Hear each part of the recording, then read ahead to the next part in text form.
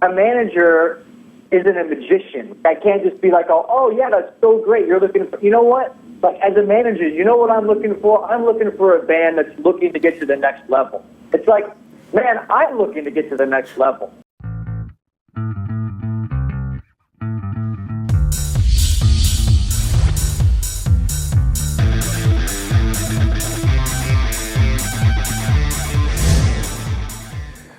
Good morning, folks, and welcome to RenmanMusicandBusiness.com. My name is Steve Rennie, and I am the Renman, and this little program is called Renman Live. If you haven't been lucky enough to watch our show before, let me tell you what we're up to. If you're looking to do something big in the music business, likely that you'll need some help. And what better place to start than Renman Live, where we can introduce you to some of the smartest and most successful people in the music business to help you figure it all out. As I mentioned, if you're looking to do something great, you're going to need some help, and to put on this little show, I certainly need a lot of help. So before we get down to business today, I thought we'd introduce our stunningly terrific team. Over on my left, today we're going in the office mode. To my left, over in the corner, show yourself, Cody. There he is, the Trojan man, Cody Romness. Code, what's going on over at our former alma mater? Oof. I feel for Coach. I feel for the Trojans. Yeah. I'm still a fan. I'm still a player. Fight on, but everybody goes. Yeah. Are you available? You're not leaving me to take some, coaching gig, are you? All right, good. All right, that's the Trojan man over there. I'm going to introduce you to another Trojan in a second. But before we do, he went from North Carolina to Los Angeles, California, with a banjo on his knee. That's not true. Anyway, he's out. His name is Joseph Pepe. He's been our mystery social media manager. Fine round of applause for the Pepster. Pep, so what's the verdict? LA, first week. Sunny, beautiful, no complaints. The dogs are here. By the way, how much are the dogs loving a new person in the house here, Coach? Duke approves. That was Duke over in the corner. We can't camera him up right this second. Actually, there's both of them over there. Well, we're glad to have you here, Pep. I saw on your Facebook page that you're taking the wife to be out to some very romantic places. Gotta cover my bases, Yeah. Don't show that stuff to my wife, or I'll be forced to go out on some cliff overlooking the Pacific She can come Ocean. with us next time. Yeah, let's do that. Let's plan that. Over to my right, Evan. I want you to get in the picture here. Evan Rennie. Okay, just come over here behind your old man, Evan. Come on, let's get in here. Our final Trojan, his name is Evan Rennie. There he is. Handsome little devil. You want to see what I looked like when I was young? That's Evan. Evan, you were a little cranky this morning, man. We up at 7 o'clock. 7 o'clock. Cody and I are here at 6 o'clock. The kids complaining. I also don't get up at 7 o'clock because I'm in college. I get up at like 12. He's in college, folks, and he's studying the music industry. When you get out of college, trust me, when somebody says 7, you say, I'm there. Anyway, nice to have you here today, Ev. How's things over at the Camp in the Music Industry program? Great, as always. Great, as always. Evan's going to get A's this semester. We hope. That's from your Trojan, buddy. Okay, folks. Okay, enough piss taken on the Rennie clan. They hear enough of that on their own. But fine work, Cody. God damn, that's a good team here. If you're new to the Renman Live world here, you sorry bastards. As I said, if you're looking for some advice, it's a great place to start. Show our webpage here, Cody. I'd start with www.renmanmb.com. We'll take you right here to our fine homepage, which is about to change, we think, isn't it, Code? We never know what to do. Anyway, as part of that website, you get all kinds of great information, but there's a place on that website that pertains to today's show. It's called Ask Renman. You going to show that, Code? Oh, we just got our little logo. Bottom line is Ask Renman's a place you can go if you got a question about the music business, whatever it might be, and you don't know who to talk to, and you're a little suspicious of all these internet experts, that have a fine website, no experience. I suggest you go to our Ask Renman, click that top of our homepage on the Ask Renman tab, and you can go in there and ask me any question you want about the music business, and I will answer that question in time. Sometimes I'm a little faster than others. Today, we're going to be taking a whole bunch of questions from our Ask Renman section. So that's what we're going to be going to. Now, you got to be a member to ask those questions. All it is you got to just sign up. You don't have to write a check. You just got to give me your name and email so we can stay in contact with you. Now, if you have a question today, and you're just tuning in and you got some burning question on your mind, my friend Mr. Joseph Pepe over there, I forgot to mention, is manning the chat room. And hopefully you're watching the show today in our Renman player here. And over to the right side of the screen, which I hope you have set to the beautiful theater mode, you'll see our chat room. Joseph will be taking all the questions from there. He's going to hand them over to Evan in between texts, and then he's going to get them over to me. Okay. Did I forget anything there, boys? All right, great. What if they're bold? What if they're bold? Oh, yes. If you're bold, and hopefully you are, you can call us on the Renman Live hotline, 310-469-9067. And if they do, Code, should we give away a free online course today? Hell yeah. Hell yeah, we are. We're going to talk about that a little bit more later. But if you call in today, we're going to set you up. It's a $100 value. A lot of things you get out there for $100 that won't help you. This one actually might. So anyway, our first question today was posted recently on our website, and kind of inspired a whole stream of consciousness today, which will hopefully make sense by the time we're done. Show that first question and ask Renman today. Yep. There it is. Okay. Was it anonymous too? Yeah. It was by Anonymous was the name of the person. That's not the name. It was anonymous because there was no name. Okay, there was no name, so that's Anonymous. Thank you, Evan. See, Evan, you're actually pulling your weight here this morning. That's good stuff. It's the message or the question was, how do I send you music to listen to? And I hate to say lots of these kinds of emails that people are attempting to reach out and get information, and they violate all the great rules of how to get somebody's attention that might be able to help you. So today, I'm going to use that email as an inspiration for a little bit of Renman U lesson today. Can we do that on Renman Live Code? Yeah. Can we mix and match all these? Renman U, Ask Renman, the whole thing? It's a free country, man. Of course we can. It's my fucking show! All right? So at any rate, today we're going to talk about how you go about making a professional presentation to the people that you hope might be able to help you do something in this music business. And to do that, I'm going to invite some people into the mix here that are actual professionals. So our first person that I'm going to talk to today is one of the top young A&R people in the music business today. His name is Sebastien LeTellier. I keep wanting to call him Simon. I don't know why, but hopefully I'll get it all right. His name is Sebastien LeTellier. He's a young A&R exec here in Los Angeles with the mighty Columbia Records, who is one of the top labels in the business for years. And he's here today to help me answer a couple A&R questions. Do we have Sebastien on the line? Yep, we just got him on one right now. There he is. Are you there, Sebastien?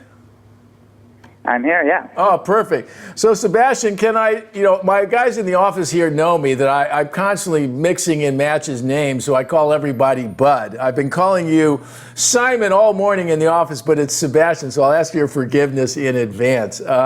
First off, I want to say thank you for taking the time to join us today to help me out and try to share some knowledge with some young folks. You're a young guy in the business, but I did a little homework on you this morning, and I see that you've had quite a bit of experience so far. You worked with Steve Aoki at Dim Mak Records. You did a little stint there as an intern at Rogers & Cowan, which is a big publicity firm here. You were an intern over at William Morris Endeavor. My young son was an intern there this summer, and I've got a lot of friends over there. You did some time in the tour marketing department, but now you are an A&R man here in the business. Tell me a little bit about how you made that transition real quick, and then I want to answer some A&R questions. Sure. So you gave a pretty brief background. My first actual job in the industry was in 2010. I started at Jive Records, which soon merged to RCA Records in the A&R department. And I've been doing A&R the whole time. And recently, as of a year ago, moved over to Columbia. For about 2 years, I also doubled in tour marketing. So I've, kind of seen both sides from a label perspective.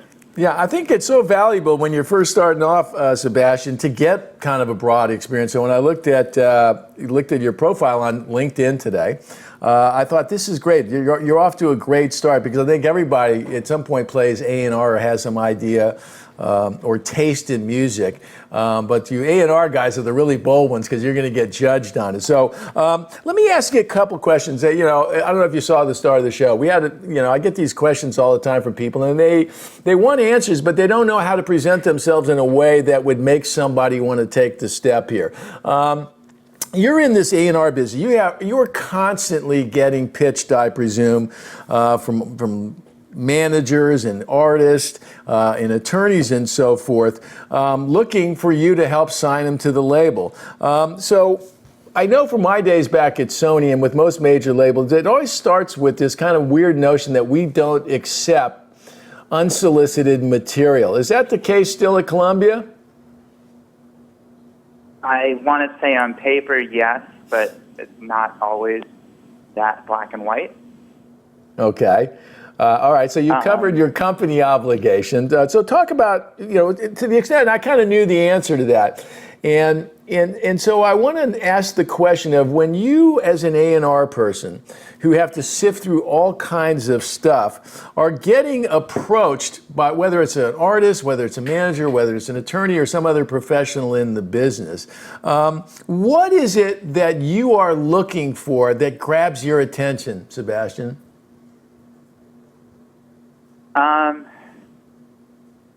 Generally, if it's brief and presented well, so leading with the highlights, typically, maybe this is just a personal thing, starting off with the whole background and why you deserve your break doesn't really cut it for me, because that's just a lot to read through. Mm-hmm.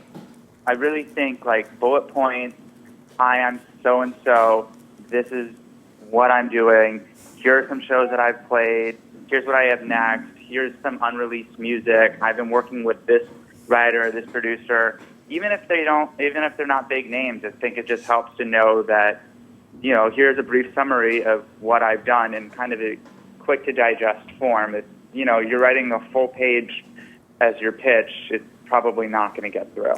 I think that's a great point, and interesting to hear that, while, you are considerably younger than myself, you're working at a big label where there's lots of stuff going on, lots of meetings, lots of people to see, lots of folks in the house to deal with in one way or another. And so for folks out there that aren't familiar with that, what you just suggested is important, folks, because people don't have that much time to deal with stuff. So the more you can get to the point, the better. I love your comments, brief and highlights. I talk about a lot with folks that when you're trying to get somebody's attention, that you need to be able to tell your story in a compelling way. And that doesn't typically mean your life story about how your parents left you and, you had, all kinds of personal stuff that's not really important. It's facts is what you're interested in. So I want to ask you a couple things. When somebody's approaching you cold and they're not one of these trusted sources or people that you've known in the past, what are the indicators that you're looking for? Is it SoundCloud views?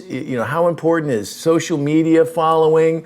How important for you is seeing a great visual representation, either a photo or a video, when you're trying to assess whether this person that's contacting you cold is worthy of a response?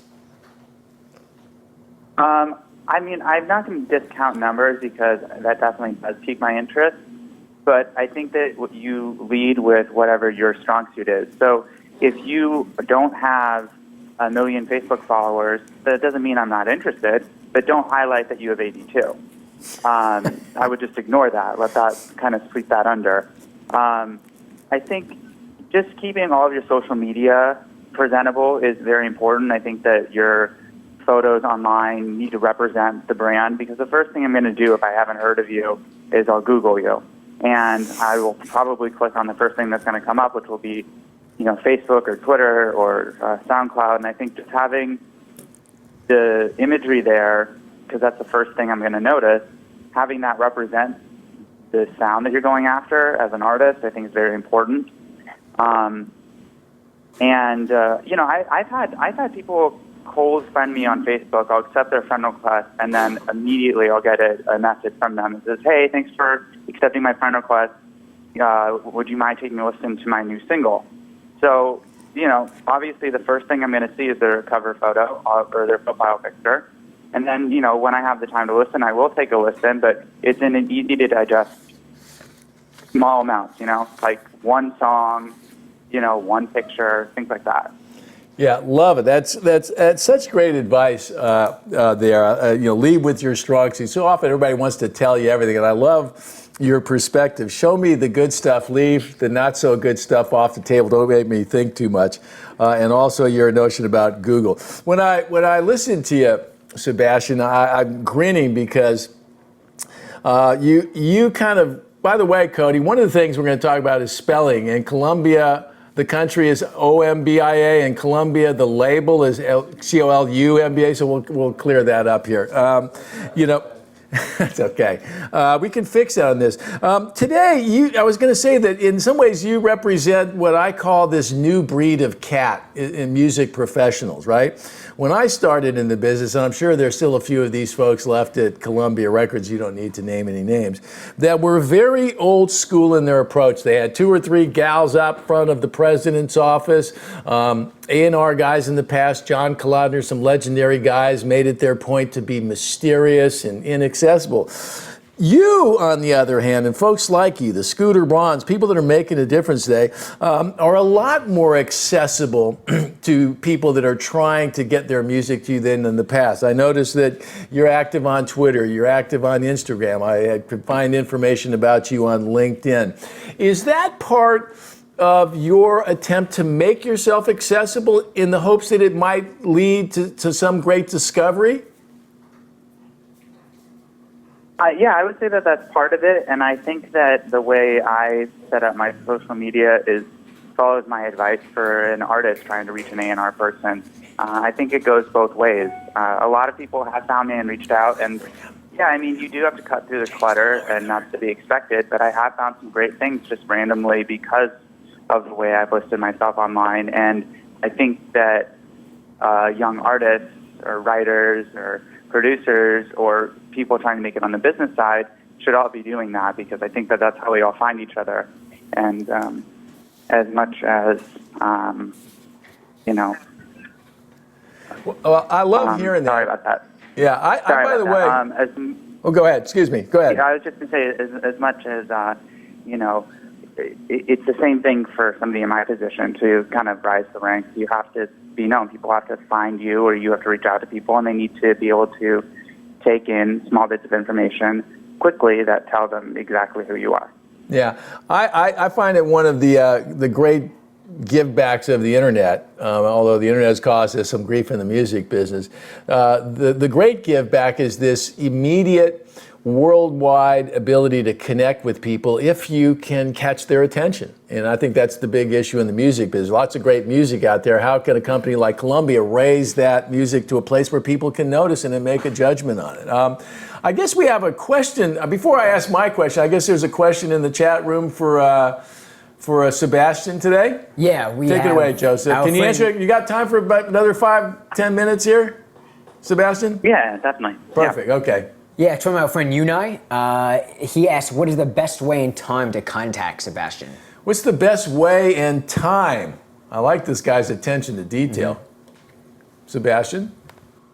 I don't think that there's necessarily a specific time. I would say that, and there's also not necessarily the best way. I mean, email is obviously best, but that's not always accessible. I think it's important to know that the way I got in contact with this show is that I was messaged on Twitter. I mean, that's like, I'll notice that and I'll reply to you. I will obviously vet it first and see if I want to reply, but I don't think that there's necessarily a better way. I would say that the worst way, though, is by phone, because that's where you're not going to get in those bits of information I was talking about. Yeah. Interesting to hear you say that, because, see, I wind up going old school, new school. I typically start with a phone call knowing that if you don't have a relationship, you're going to get passed off to the secretary, but at least trying to let somebody know. But I find that more and more folks are like you, Sebastien. Fuck the phone, text me or email me, and I know I can't get my kids on a phone.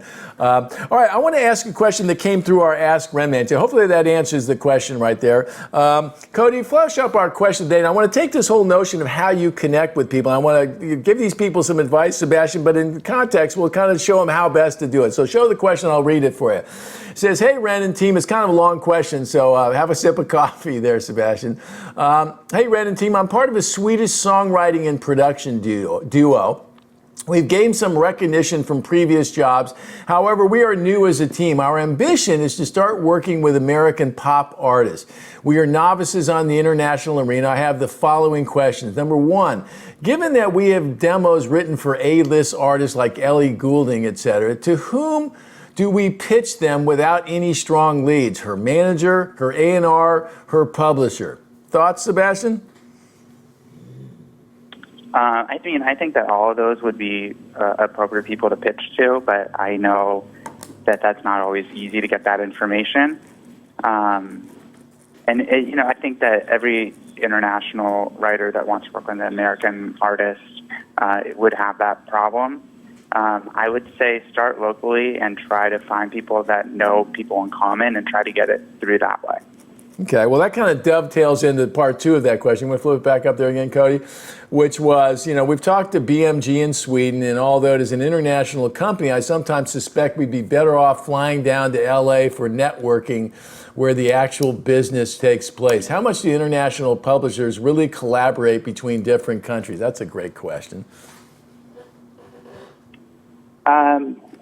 That's a really good question, and part of what I do here at Columbia is I also help out at Sony ATV Music Publishing, so I do know the ins and outs of that. They are all very separate companies, but we all know each other, and if you have a contact locally, you can always say something like, hey, I have this record that I'd like to get to so-and-so, would you mind helping me out, or putting me in touch with the right person? Or if you're planning a trip, you could also do the same thing. Hi, I'm going to Los Angeles. Is there somebody at BMG in your LA office that you think I should meet with? I would say starting with that is best. Good. It's great advice, man. I got to tell you. Well, I'm glad you mentioned that we met on the internet, Sebastian, because I didn't know if I should say that or not. But it really kind of speaks to the world that we live in today. And I'm always excited talking to young people like yourself, Sebastian, because in so many ways you share the enthusiasm that some of your predecessors shared about the music business, but you also are in many ways unencumbered by the ways it's been done in the past. And I think for the music business to stay healthy and to continue to grow, it takes people like yourself who are living in today's world and who share some of the old school stuff, but are approaching it in a way that speaks to people today. And you're a great example for some of our folks out there that are thinking about being an A&R person and probably getting tired of listening to all of the old guys talk about it. So I want to thank you so much for joining us on the show today. We're not that far from your office, so maybe one day I'll poke my head in and meet you in person. Yeah, that would be great. I'd love that. Great. Sebastian, thanks so much for joining us today, and I'll let you get back to work and say hello to Mr. Stringer for me, if you would. Will do. You got it. Thank you so much. Oh, that was awesome. I love talking to young folks in the business here. It's good stuff, Code. All right, any other questions over there in the chat room there? Yeah, I have one. They were asking, I guess it was more for Sebastian, but okay. You might know this one. Are labels looking for bands who are more road ready versus selling albums? Or both? I think in general, I think Sebastian would probably agree. I think that it's all part of a package. And for the road bands, it's... If you see somebody showing up at a show and you're looking for signs of could this be bigger, and perhaps you're not hearing that song in your head yet, but you see 1,000 people in the room, that is telling you something. So I think it's part of a whole kind of mental checklist or physical examination. If your doctor checks your pulse and your heart rate and all these different things, I think it's part of the mix. And to Sebastian's point about going with your strengths, right? If that's what you've got going more than SoundCloud views and so forth, then I say that probably means something out there. Sure. What bottom line is, people in the music business are going to have to make a great bet. Money, time, and resources. So whether you're a manager, label, publisher, it doesn't matter. You're going to be making a huge commitment. And you're looking for as many signs of validation as you can get before you actually get married and so forth. All right, Code, our one-man crew seems to be stopped here today. Yeah, we stopped it. Oh, you did stop. All right, fine. Let's fire her up. Okay, all right, that's it. I want to thank Sebastien. That was great stuff here. Okay, we had another question today. That has more of a lawyerly edge to it. And so while I can give great advice in a general way, I sometimes, not sometimes, as a manager, I chronically would call up people that knew more than me because the old, you know the thing, if you don't ask, you don't get. And you don't ask, you don't find out anything. The truth is, not every question you know the specific answer to. So I like to get some experts involved in it. And this next question we had to do with attorneys. But before I give you that question, I want to introduce our next guest by phone today. Her name is Audrey Benoualid, and there she is. Audrey is an attorney now with Memeber Greenspan and a number of other attorneys. My good friend Eric Greenspan, golfing buddy. I always knew he was a smart guy, but I knew he was even smarter when he hired Audrey. For you folks that don't know Audrey, she spent some time here as an intern first and then as our co-host. That couch has never looked that good again, Code. And so she's been like the daughter I never had. I think we have her on the phone. Do we have Audrey there? Yep. I wonder if Audrey, have I embarrassed you enough? Never. How are you? Good. How you doing? First off, let me congratulate you on your big gig. Audrey's now working for one of the top music entertainment law firms here in L.A. And when I first met Audrey, she came in and told me she was a lawyer, wanted to be my intern, and I didn't believe it, did I, Audrey? Not at all. You refused, and I kind of forced you to let me do it. Yes, and by the way, that's a true story. I told her I didn't think she would do it, but she could show up, and I was sure she'd show up once or twice and leave, but she didn't, and it speaks to her determination to make something happen in the business. And today, she's now working at a real law firm with real clients. And how is it over there so far, Audrey? It's amazing. The clients are fantastic. The lawyers that I work with are extremely talented. They're smart, they're outgoing, they're also good people, which I appreciate, and I'm learning a ton. I love it. How is working at a big firm now versus trying to be an independent, how has that changed your outlook and your reception when it comes to dealing in the mainstream of the business?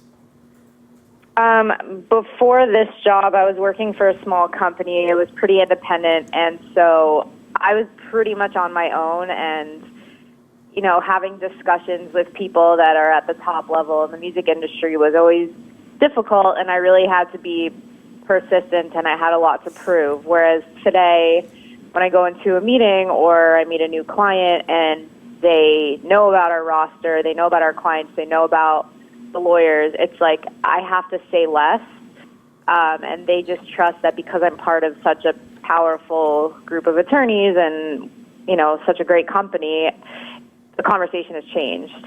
Great. I love it. I can't tell you how proud I was to see that picture, and was it in Billboard magazine of the whole firm with you in that. It literally made my day, Audrey. Okay, enough praise for my long-lost co-host. Audrey, attorneys, we just talked to Sebastien LeTellier, who works at Columbia Records as an A&R person, right? And right. Attorneys can play an important role in this A&R process in terms of connecting artists with labels and so forth. And while in many cases it might be the manager that takes that pitching process on, in many cases, before an artist finds a manager, they find an attorney that takes an interest in them. And so I wanted to talk about that a little bit. First question is, when somebody out there, an independent artist that's not made an impact, is trying to find an attorney, you now work as a junior in a big firm here. Based on all your experience when you were a manager, when you were out pitching, right? Do you think it makes more sense for somebody just starting to try to pitch Audrey Benoualid or Eric Greenspan? I definitely think Audrey Benoualid would be better suited because I'm trying to make a mark in this firm and I'm younger, and so my ears are open and I'm definitely looking for new talent because if I bring a new artist to the firm that isn't necessarily on the radio or has a record deal but has the potential to do that, I'm more likely to take them under my wing and fight for them. And you'll have the full benefit and might of all your partners and their connections as well. Absolutely.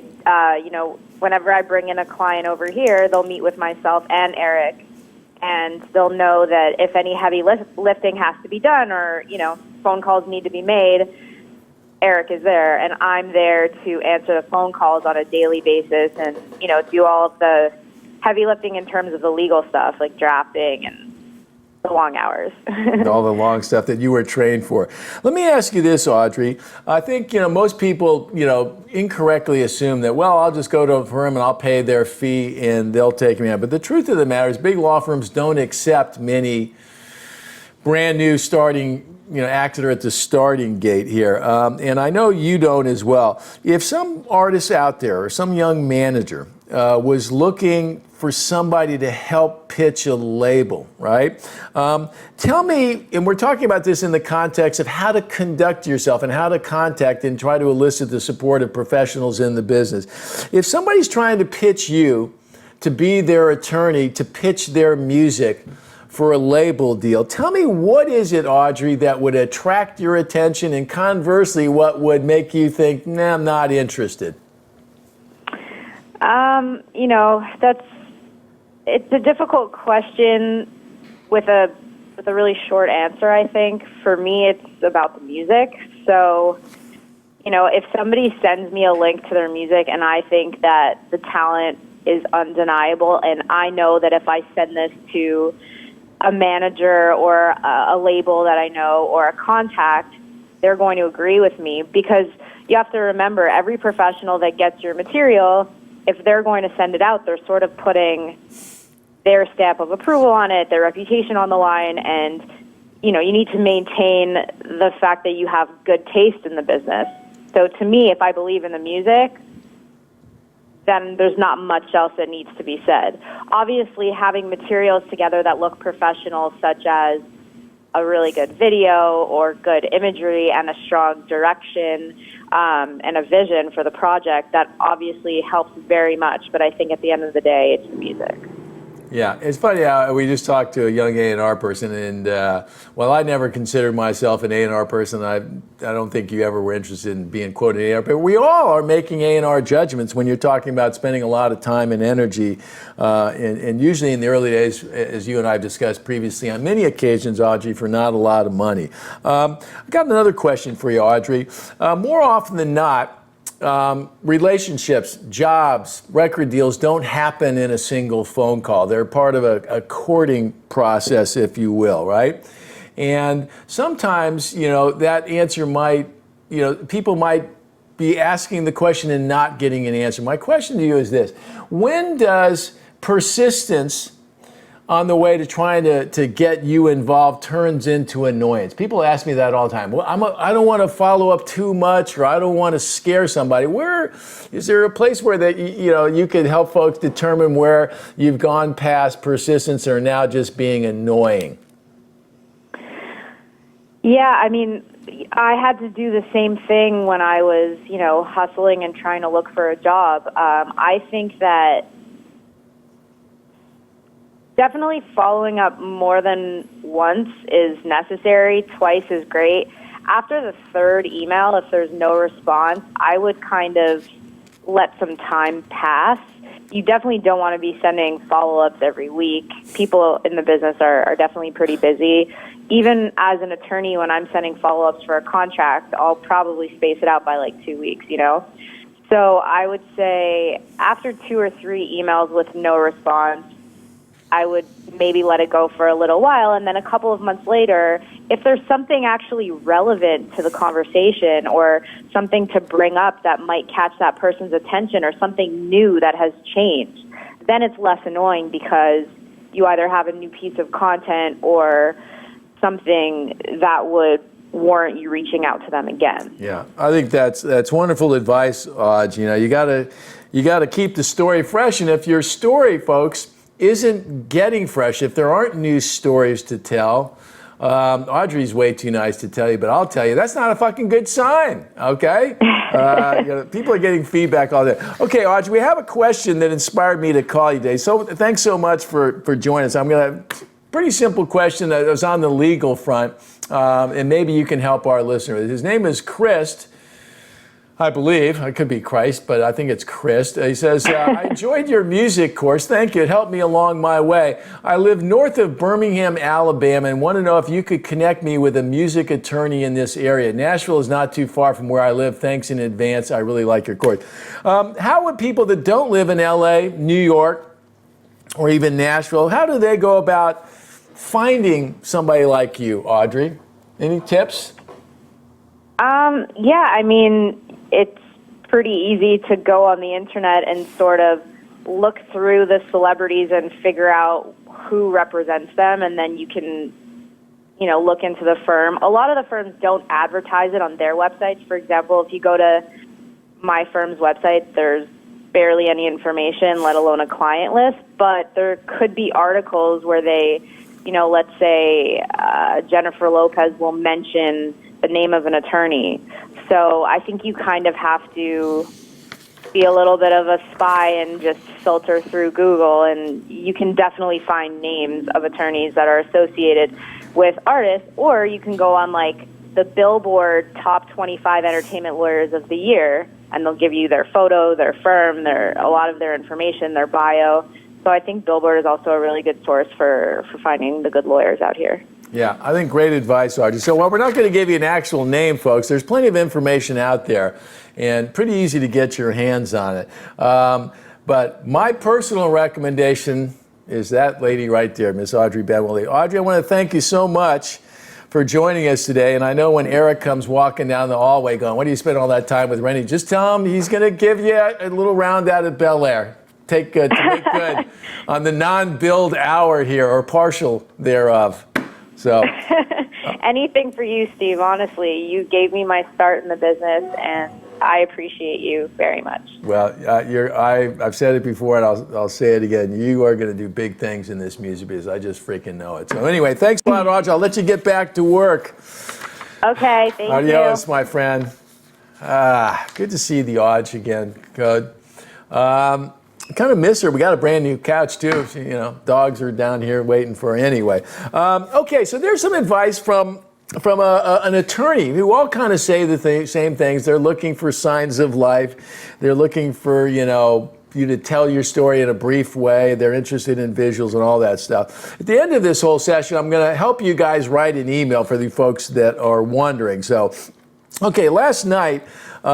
I got an email. We send an email out to all the members on our site. So if you haven't registered and you wonder why you should register, Cody will send out an email the night before announcing our shows and giving people an opportunity to ask questions. And last night I got an email. I was watching the Dodgers beat the Mets. And, I got a message from my friend Blasko. Now, if you don't know Blasko, I'm going to suggest that you go on our player there and click on the past shows and check out our show with Blasko. Blasko is not only an unbelievably great musician, working musician, he's worked with some of the biggest rock bands, and I mean fucking rock, bands in the business. He's also a very savvy businessman and manager who had some thoughts about this whole idea of how to connect with people in the proper way to do it. He's about as straight shooter as you can get. Do we have him on the phone with us there? Yes, we do. Blasko, how the heck are you, my friend? I'm great. How about you? I'm freaking doing awesome today, man. I was happy to see your note last night, and because it's always fun talking to you. And so good to have you on the show. How's things going? What are you up to these days? Super busy, man. Super busy. So, no complaints, right? Whenever we start complaining, it's like, we got nothing going on. Unfortunately, I got plenty going on. So it's very exciting. Yeah, I always say better busy than broke, although I may be defying odds here with the show. You had some thoughts about this whole idea of how to connect professionally. I know as a musician, I don't know how you connected with some of these acts that you work with. For folks that don't know, you worked with Ozzy Osbourne for years. You and Zakk Wylde have worked at it. So were some of the other bands you worked with. I'm blanking. Prong, was it? Yeah, I was in Rob Zombie's band for a while, but all that stuff was networking, but like because I saw what your topic was today, and I thought I'd chime in just because I've been on your show, and certainly your listeners are they're intelligent people, and so for nothing else, I just want to share my thoughts on this, and then hopefully it resonates with other people as well. But just the backstory is I manage a bunch of bands. I have a generic email address that goes to me, and every day I get at least one email from a band or an artist or something reaching out, looking for a manager, right? And so what happens whenever they do this is they're coming at me from the wrong angle. They're coming at me from a perspective of only focusing on themselves as opposed to focusing on me, right? Like my time, you should know that my time is valuable because I manage pretty big size bands, and that's the reason why you're hitting me up, right? So if you're reaching out to someone that has something that you want, you need to present to them what is of value, right? So like I feel like everyone that hits me up, they come up with the same thing: is they're looking to get to the next level. They make it all about them. Like, hey, I've done X, Y, and Z, which really isn't really that impressive, and they're like, we really need to get to that next level. We really need to play in front of more people, and we're really looking for that big record deal. And you know what I mean? But a manager isn't a magician. I can't just be like, oh yeah, that's so great. You're looking for, you know what? Like, as a manager, you know what I'm looking for? I'm looking for a band that's looking to get to the next level. It's like, man, I'm looking to get to the next level. You know what I mean? Fucking hey, I'm with you, Blasko. Yeah. So anyway, what I want to try, I don't want to try and berate people that email me. What I try and do is give some guidance as to how to hit up people that have something that you want, right? So instead of coming at me with what you've done, which if it isn't very impressive, or that I need this or that I need that for my career, blah blah blah, you need to look at it as how you're going to get my attention or someone else's attention. And the way to do that is you need to appeal to them. I mean, it's not about the music, right? Like, for me, if I'm going to pick up a band, it's probably not going to be about the music so much as it's going to be about what value there is. Like, where is it started, right? Because this is Renman music and business. And if we focus on the business side of it, what a band or an artist needs to show is the ability to have fans. And if you can't, in one sentence, show me that there's fans there or there's the ability to have fans there, then I view that as you having no business. And I can't build a business with a bunch of smaller businesses that have no business. Does that make sense? I think that is such, for some people out there, Blasko, will think that's harsh and, oh, fucking hey, I can't believe that. Or they might be more comfortable hearing that from a guy who's clearly a business guy than somebody like yourself who's a musician. But I want you folks to take note that managers want to manage successful bands. And when you have a successful band or two like Blasko, your time becomes very valuable. So it's not a matter of ego for a manager. It's a matter of they are doing this for a living. And I think so many young artists, Blasko, think that everybody's just getting on the ride because of this well, I want them to love the music.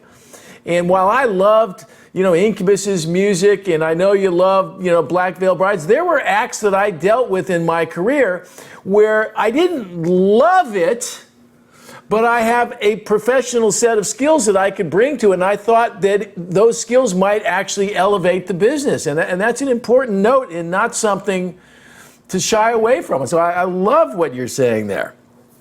Yeah, and so I feel like what people need to focus on is they need to focus on building a relationship with someone. And you need to, if you're going to reach out, you need to appeal to their senses in some way. Like, make me laugh, send me a photo of something ridiculous to get my attention.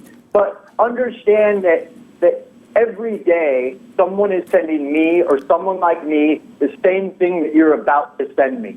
So if you want to get my attention and you want to build a relationship, like make me laugh, offer to come over and wash my car, like get my attention first before you're asking me to invest my valuable time and effort into helping you build a career whenever you're probably hitting me up too early because you haven't spent the time to build your own career to a point to where managers are already reaching out to you. You know what I mean? Like if you're at a point to where you're reaching out to a manager first, you're probably at the point to where you're not ready for one yet. I say that all the time, and I want you to tell me whether you think it's true. And because every time I tell it to somebody, they hate me. You know, I said the likelihood of you finding the manager is less likely than the manager finding you. I said, that's the way it typically happens. A manager hears from his buddy at Club X or he hears from his buddy somewhere else about this band, and they know how to speak to you in your language, right? And they say, hey, Blasko, here's something that's going on. These guys are selling T-shirts. They're selling out shows. Nobody's ever fucking heard them, but they draw 1,000 people in Orange County. You climb in your car and go down there and see people wrapped around the block. And that ain't love. I don't know if that's love, but that'll get your fucking attention. Without a doubt. And that's what I'm saying. Like it's about, and like you said, it sounds a little harsh, but man, like the music business, it's business first, music second, especially in 2015. Yeah. And so if you want to build a business and you need someone to help you build your business, that's their business. Yeah. You know what I mean? Like yeah. and we can only build a business whenever there's value there. You know? So if you're reaching out, and maybe you're reaching out a little prematurely or whatever, like I said, the goal should be to build a relationship first. Because if you just come at me with like, hey man, like, you know, we just opened up for so-and-so, and we just did a demo with some unknown producer guy that you should know, and we're really looking to get to the quote-unquote next level. It's like, man, like, I don't even respond to those people. Yeah. Like, I just delete those emails. You know what I mean? Like, I don't even give a courteous, like, response of like, hey man, like, not interested. Like, I'll just straight up delete it. Yeah. And it's like, so if you flip the script a little bit and the agenda is to build a relationship, and you come at me with something a little bit more innovative and a little bit more creative, then chances are I'm going to respond, and over time we could build a relationship. And then whenever it's like, and like maybe I could offer you advice, or like you're doing now, like you're offering people advice, and I assume that a lot of your listeners take it to heart and put it into action. But you got to be able to do that, and you got to provide value. If you're reaching out to someone that has something that you want, you have to provide them some visible amount of value to them. Otherwise, what would be their incentive to get in bed with you? I couldn't agree more, folks, and that is some sound advice from a musician who's had success, who's heard no, who's heard yes, and who's seen it fucking all. And that's why I was so stoked to see your note last night. All right, Blasko, I think we made it pretty clear where we're at. I want you to help me with a question that spins around in the touring area that was on our Ask Renman. And if you could help me with that. You got a sec? Absolutely. All right, fire away. Put down, this is a long one. Jesus Christ. Okay, let me see if I can read this all. Hi, Renman. Good. First, I want to say big thank you for that very valuable content you produce, helping many people, including me, to learn music business deeper. Nice start there, right, Cody? Or Blasko, he's stroking me a little bit. He's got my attention. Yes, I am fucking smart. Thank you. My question is about a great change in the live music industry. From time to time, we see cases where bands or solo artists reject to work with labels or agencies. You and I can talk about that separately, whether they rejected or got rejected. And they honestly declare that they get much more revenue than they used to before. I'm suspicious.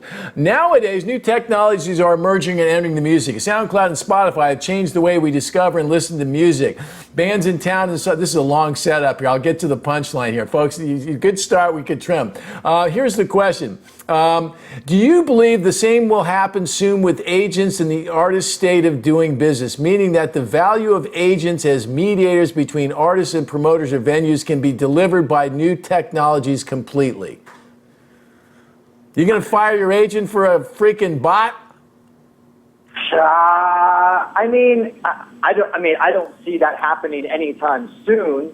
But I mean, could there be, for instance, there's a tour that's out right, or it just ended, but it was Five Finger Death Punch and Papa Roach, and they were in arenas, and there's some product. I don't remember what the format is, but there's some algorithm product that they use to determine how they routed it, actually routed the tour. So, like, if you lived in a city, you had to vote for this tour to come to your tour, and the cities with the most votes is the cities that the tour went to. Now, I feel like something like that is smart because, obviously you don't want to roll into cities. You'd rather roll into cities where people want to come to the show. So I feel like there could be, with the advancement of digital, technology, that we could maybe tour smarter. But keep in mind, though, that this is a bigger situation in terms of the smaller bands. I mean, smaller bands can book their own stuff on their own already.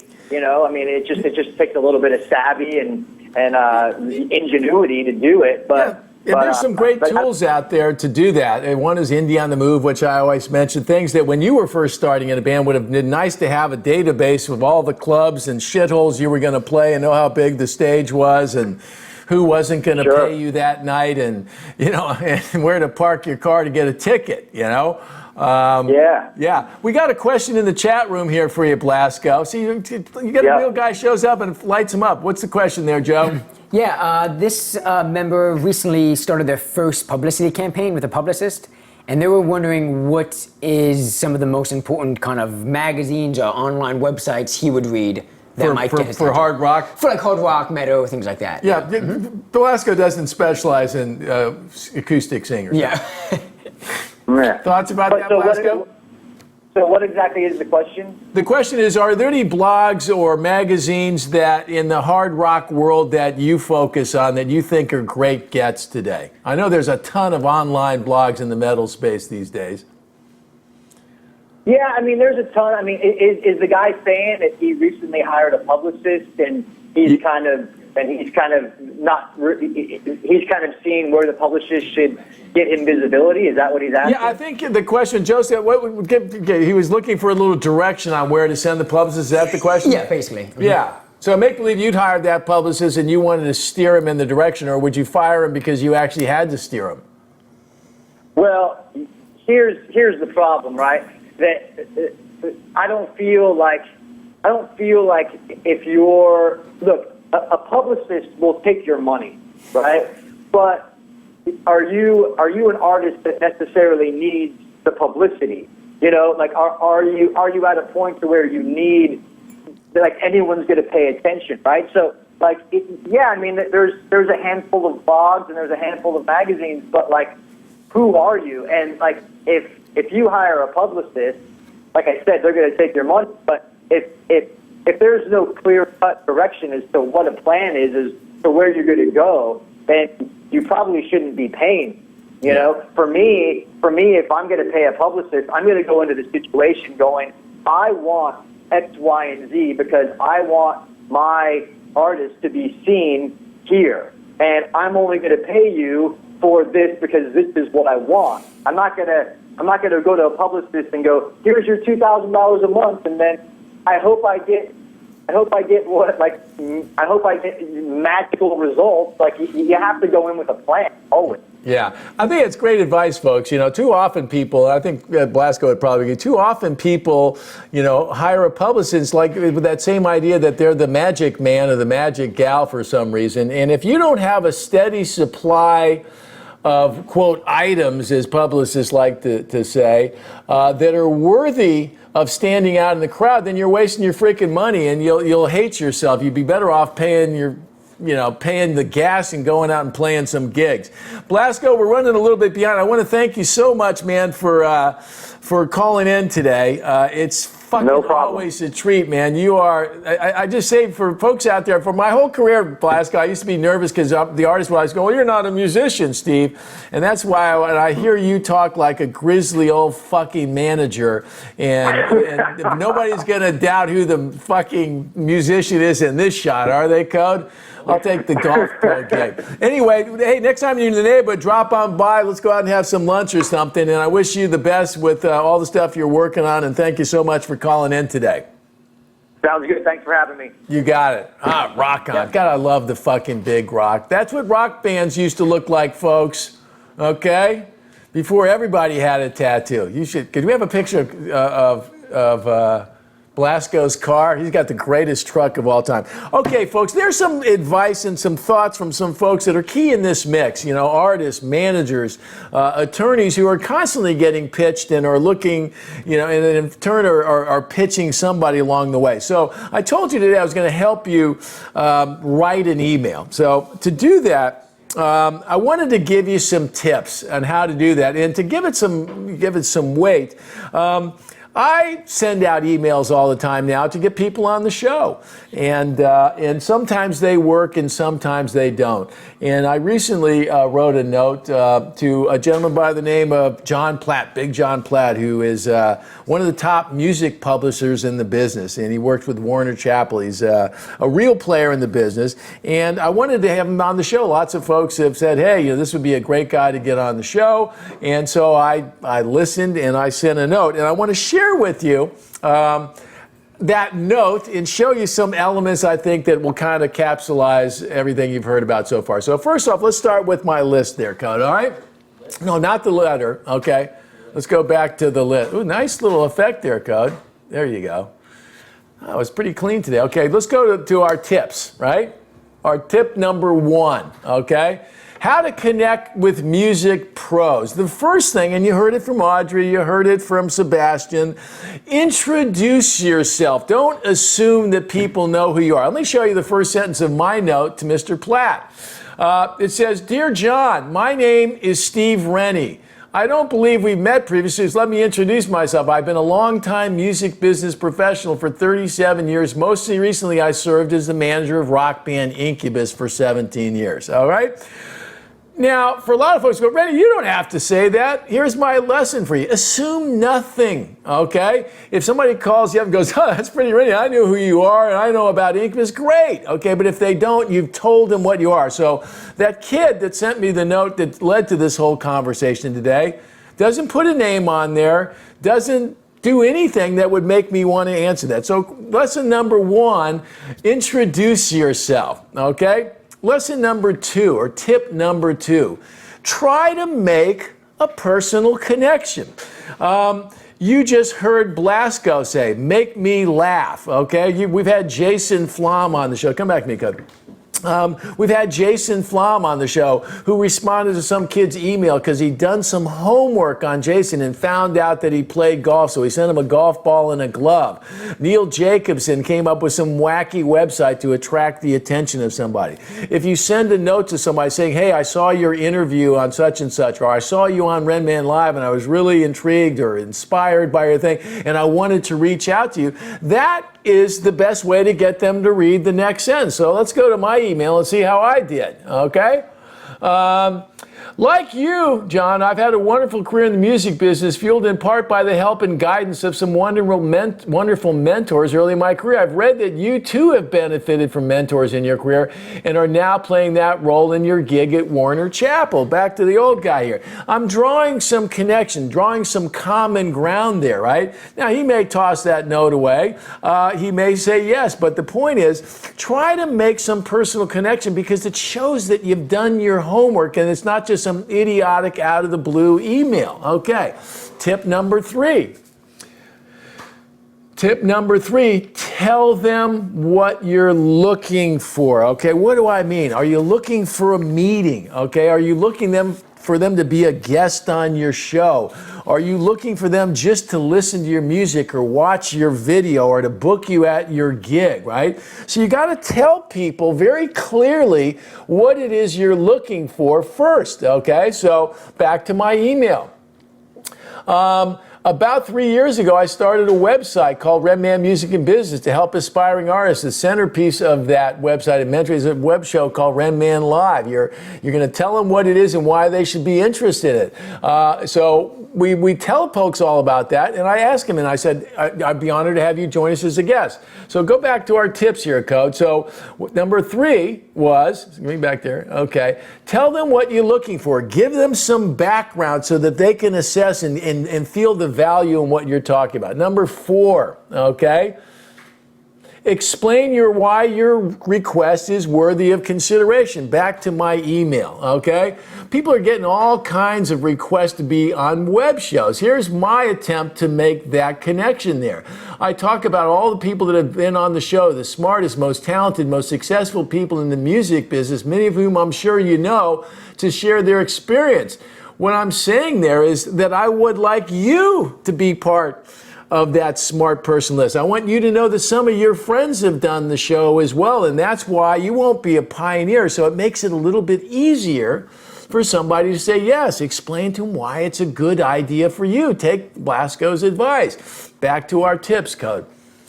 Number 5, make the ask. We say it all the time around here, folks. If you don't ask, you don't get. So make sure you ask the question, okay? I'd like you to consider me for a record deal. I'd like to have a meeting with you. I'd like to schedule a phone call.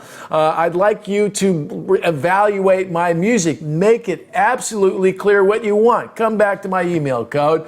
I'd be honored to have you join me as a guest on Renman Live to share your experience and insight with the next wave of artists and music professional hopefuls. I hope that you can join me. Subtle, not offensive, not like, oh, you got to do this or whatever, but makes the point. I want him to be a guest on our show, right? And then finally, final tip here. Back to my tips there, Code. Give them multiple options to respond. Excuse me, one more. Back to the email there. When you ask a question, you want people to be able to find you, right? So you can I end every email. I hope you can join me, but if you have any questions, I'd be happy to discuss those on the phone at your convenience. Now, I've left out my phone number, but you get the picture. You got my email address up there if you want. Give them a way to get back to you, okay? And then the final one here. Follow up for a yes or a no. Back to me, Cody. Yes or no. Those are the only answers that you can move off. Maybe is bullshit. Maybe is a lie most of the time in the music business. So your goal is to ask the question and get a yes or no answer. All right? Now, sadly, those emails that I've been sending to Mr. Platt have fallen on deaf ears so far. I started with a phone call. I talked to his secretary, who's a very great gal. I followed up with an email a couple of weeks later saying I'd like to follow up and see if we can schedule a phone call, and I've gotten nothing out of it yet. Now, my friend Mr. Pepe did a little homework here today. Mr. Platt is also one of those new breeds of cat who's involved in social media. He has a Twitter account, does he not?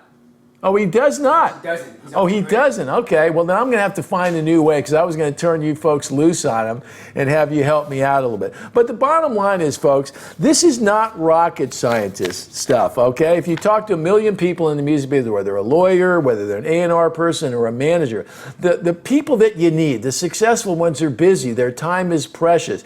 You need to make your case in the most concise, the shortest, sweetest point. Put your case in front of them and ask for the yes or no. And if you do that, you may be surprised. Let me end this whole thought with something here.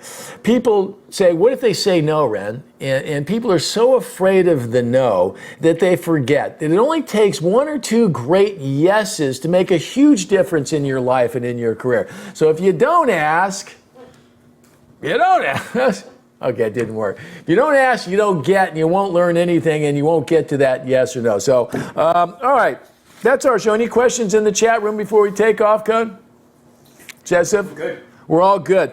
All right, folks, there you have. There's our little lesson on how to connect with folks in the music business. We're going to take next week off, so we'll post or send you a note on our email list or through our social media about when our next show is scheduled. It's been a pleasure having you join me here today, and I hope this is helpful for you. So if you're dreaming about doing something big in this music business, folks, make today the day you stop dreaming and start doing. Go out and ask some questions, and don't forget to ask for that big freaking yes. My name is Steve Rennie. The show is Renman Live. Website, renmanmusicandbusiness.com. I am out of here. See ya.